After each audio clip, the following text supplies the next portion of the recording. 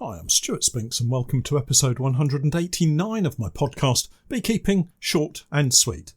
With the Winter Solstice just around the corner, it's time to flesh out some of those plans and get them down on paper. Consolidation in some areas, growth in others. It's an exciting time for this bee farmer.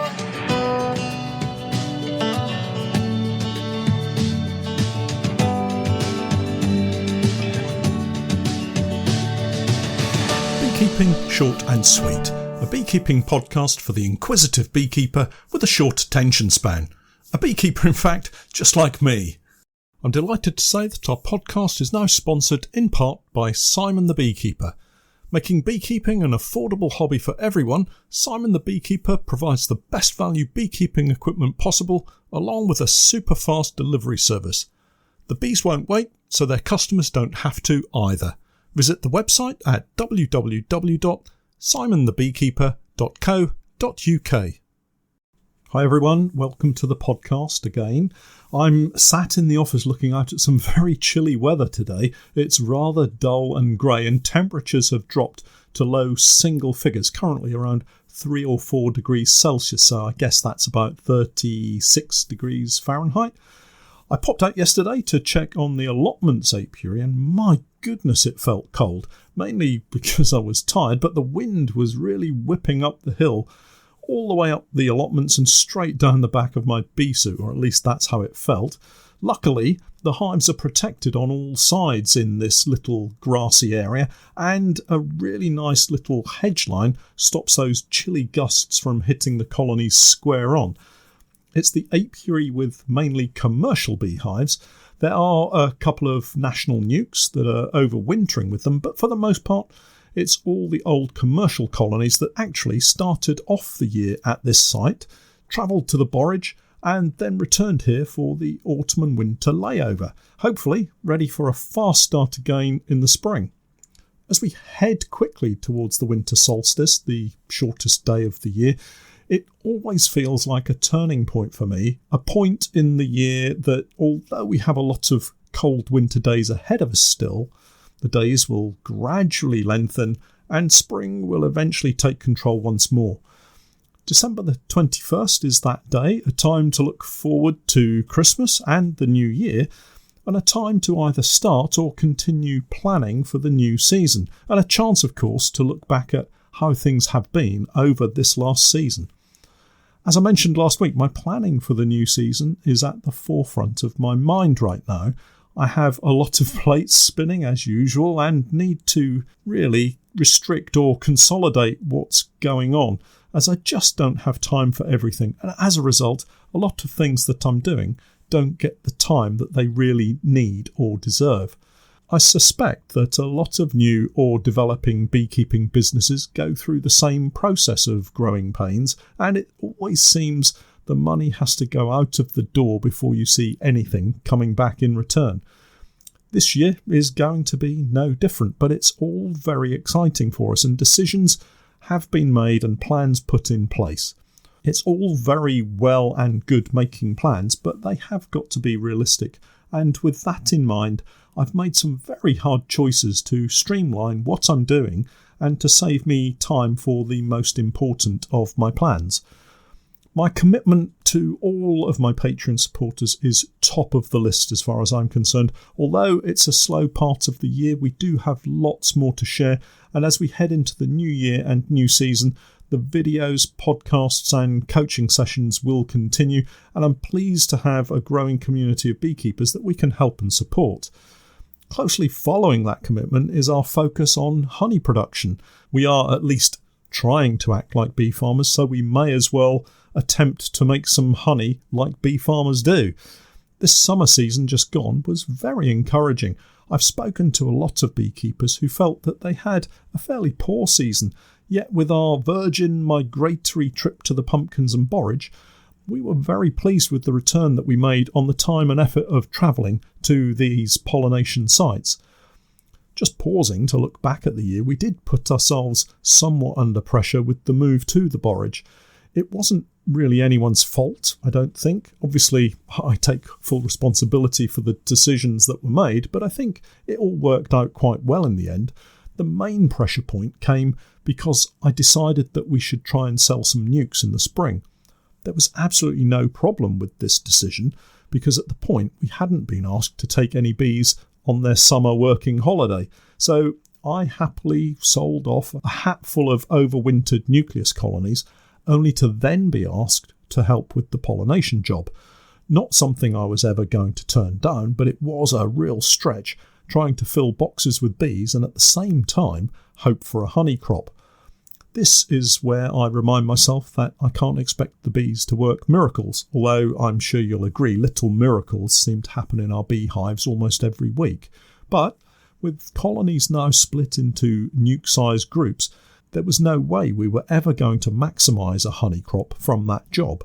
So we helped a lot of new beekeepers get started last spring with the nukes that we sold, but we paid the price in not having strong colonies to take to the borage and pumpkins because I then split those colonies to make the numbers back up. That in turn created another challenge in that we took every last colony except the top bar hive to the borage, leaving nothing behind for any kind of queen rearing. Hence, I bought in a large quantity of queens, some of which we sold. For the most part, I thought these queens were pretty good.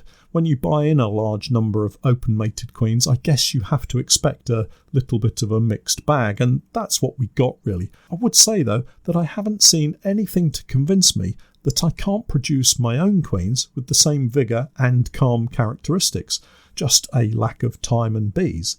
That's going to change next year, but more of that later. Getting back to the plan, I can't keep going on as I am with so many baskets and not enough eggs to put in them, too many irons in the fire and not enough fire. I'm not sure that this is working, but bear with me. Hopefully you'll get what I mean, trying to do too many things at once, and I'm not doing anything as well as I would like to. So, with the two main focus points decided, I'm going to shut down some of the other projects I've been attempting to run. The online shop selling equipment is to go. Sadly, the ProVap manufacturer has run into trouble with components, I think, and can't give me any timescale for the production to restart. So, despite these units being really good, I'm not going to be selling them anymore. The honey pour kit can be obtained from Paul at Modern Beekeeping, so I'd rather support him than struggle to fulfil orders that come in via my website when we're really busy with the bees. That really only leaves the microscopes from Brunel Microscopes, and again, when we get busy, I just don't want to delay getting orders out. So we'll also be redirecting beekeepers to the Brunel Microscopes website for all of their beekeeping microscopy needs. The good news is we will still continue to sell nukes and maybe a few spare queens that we raise from our own stock. So just a simplified 3 things for me to focus on, and thank goodness for that, as we're going to get really busy next year. Patreon support, honey and bees. I really like the sound of that. Let me share some more details of my plans for next year. I'm excited about it, but it is going to need a whole lot of planning and hard work through the next 3 or 4 months to make sure we have everything in place. Obviously, we'll continue with the videos and podcast for Patreon. A little slower with videos through the winter, but ramping up again as the start of the season nears and we get back into the hives once more. The whole beekeeping thing stitches together with one part of the business intertwined with the others, so we need to make sure we keep those plates spinning or the entire house of cards may come tumbling down. Don't worry, I'm nearing the end of my metaphors list for this week. This is the point at which I wish I'd studied English a little harder at school. I think they're metaphors. Anyway, whatever they are, I think you get my meaning. Let's time travel forward to this time next year. I intend having overwintered nukes for sale. In order to do this, I need to raise queens and make splits to stock those nuke boxes. As long as they're available, we'll continue to use the BS Honeybees 2-in-1 nukes as they're really nice and compact and very versatile. So let's imagine I have 40 national nukes for sale next winter. Nothing crazy, just 40 nukes. I'm going to need 40 times 6 frames to fill those boxes. That's 240 frames. What worked really well for us this year was the use of the national brood boxes as honey boxes. although they were quite heavy to lift, the bees did draw out the comb nicely, and we were able to use those frames in the nukes that are now overwintering this year. That means, allowing for perhaps a few mishaps, I'll probably need around 300 frames of drawn comb. That's around 25 to 30 national brood boxes to use as honey boxes. Oh, and frames with foundation to go in them. Pete's under instruction to dig out as many of these boxes as possible over at the workshop so we can see exactly what we have. Queens for these nukes are going to be one of the main time-consuming projects of the year, and will need quite a bit of additional planning when we get closer to the time, sometime in late spring, obviously once the drones are out and about. And I intend to use the BS Honey 2-in-1 nuke boxes split into 3-frame configuration so we can raise 2 queens per box. We've done that before and it worked really well. These will also need drawn frames, but I have some national colonies hunkering down for the winter already, and these can be used to help build the numbers here. Although we won't be producing massive numbers of queens, we will need to provide adequate resources to develop nice healthy queens, so I mustn't scrimp on that project. I'm also developing a new system of queen rearing with Pete using the honey pour hives, and once we've ironed out the various creases we're bound to encounter, I'll share more of this with you. With the queen rearing organised, I'll need to turn my attention to honey production. We had a really nice late spring crop from the oilseed rape this last season, but my main focus for next year is the summer crop, the borage and the pumpkins, and with some very busy days to look forward to. Why? Well, because word of mouth is a fantastic thing, as long as you do a half-decent job, of course. But we've been contacted by another farmer who has asked us to pollinate their crop of borage, and so we now find ourselves needing to expand further into the honey business, to the extent that I'm planning to increase to something like 200 to 250 colonies by the end of next summer. To facilitate this, and knowing I can't split my bees too far without suffering a dramatic loss in production, I've committed to buying in a number of new colonies from another bee farmer. These are in Langstroth hives, which will perfectly suit the honey pour system that we currently employ. The plan with these bees is to take ownership in the early spring of next year, around March or April, and split them on the oilseed rape flow, building them up into full-size colonies ready for the summer pollination jobs. That will give me a total of new colonies somewhere in the region of around 80 thereabouts. That should be enough for the new pollination job. So far so good, but it's never quite that straightforward, is it? It all seems so simple on paper, but I'm sure there will be many a challenge as we start the ball rolling. I imagine one of the biggest challenges I'll face is the movement of all these colonies. Hence, I've got a new trailer. Well, not yet. I pick it up at the weekend.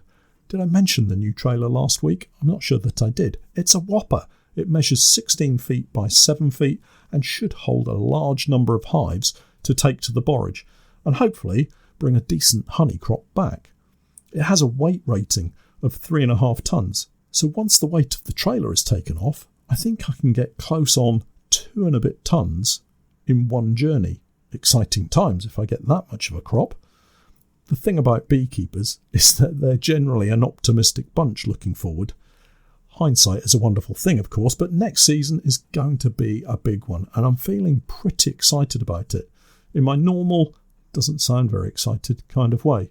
So, to summarise, the plan is to expand the number of colonies by double, at least, use national brood boxes for honey production in order to produce drawn comb to feed into the BS honeybees 2-in-1 nuke boxes so that we can overwinter those colonies for next winter and hopefully take a massive crop of honey and everyone will be happy. I hope your planning is moving along nicely and that you're as enthusiastic and optimistic for next season as I feel. Well, that's it for this week. I'll catch up with you all again next time. But for now, I'm Stewart Spinks and that was Beekeeping Short and Sweet.